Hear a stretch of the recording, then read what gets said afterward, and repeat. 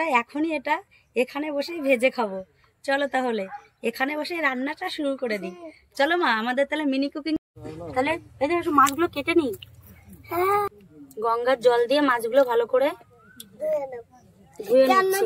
আর জল আনিনি বাড়ি থেকে, এর জন্য গঙ্গার জল দিয়েই ধুয়ে। না, গঙ্গার জল খুব ভালো মা, ওই জন্য আর বাড়ির থেকে। যদি এখানে সাঁতার কাটতাম ভালোই হতো, কিন্তু এখানে তো মাছ আছে, ওর জন্য সাঁতার কাটা যাবে না। তাহলে আমি কবে সাঁতার কাটতাম, কিন্তু আমি সাঁতার কাটতেও পারি না, কাটতে চেষ্টা করবো। ওই থেকে কেউচিয়ে নিয়ে এসছিলাম। এবারে দেখো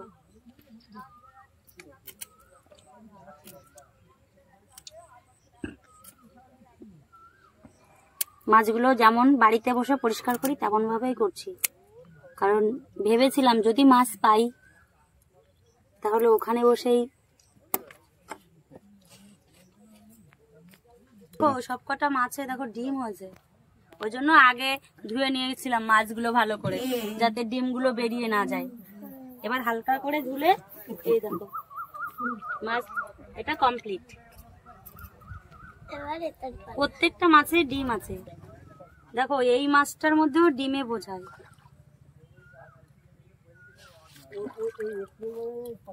এই দেখো ডিম পুরো বোঝাই হয়ে গেছে। আজ আমরা মাছগুলোকে গঙ্গায় বসেই ভেজে খাবো, কারণ আমাদের বাড়ি পর্যন্ত নিয়ে যাওয়ার ধৈর্যই কুলাচ্ছে না, তাই না? কেননা বাড়িতে বসে তো নরমালি খাই সব সময়। দেখো মাছগুলো ভালো করে মেখে নিলাম লবণ হলুদ দিয়ে। ছোটবেলার থেকে ও মাছটা বেশি ভালোবাসে, তো ওর জন্য আমরা মাছ বেশি খাই, তাই না মা? আমাদের পরিবেশটা কেমন লাগছে তোমরা বলো, ভালো লাগলে অবশ্যই তোমরা একদিন এরকম গঙ্গায় ঘুরে যেও। দেখো চারিদিকের পরিবেশটা কি দারুণ, অসাধারণ। আর মাছ আছে ভিতরে, যদি লাফাই হেভি লাগবে।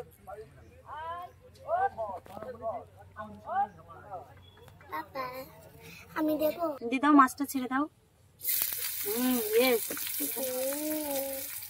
দেখো আমার মাছ ভাজা খেতে খুব ভালো লাগে।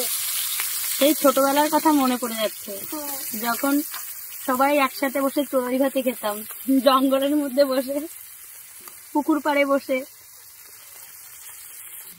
আর আজকে পিকনিকের মেন উদ্দেশ্যই হলো আমাদের দাঁত পড়া পিকনিক। আর এবার শীতে ডিসেম্বরে আমরা ওপারে পিকনিক করেছিলাম, ওখানে একটা পার্কও আছে একটা। হ্যাঁ, ভীষণ আনন্দ করেছিলাম। আবার নেক্সট ইয়ারে করবো। হ্যাঁ ঠিক আছে, নেব। দেখো এক পাশ ভাজা হয়ে গেছে।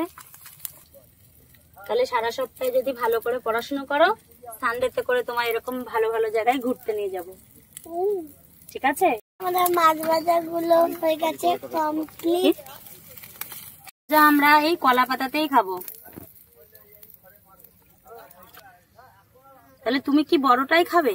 হ্যাঁ বড়টাই খাবো। নাও, এটা তোমার। অসাধারণ, দেখো পুরোটাই ডিম, যা লাগছে না। আমাকে তো দাও ডিম।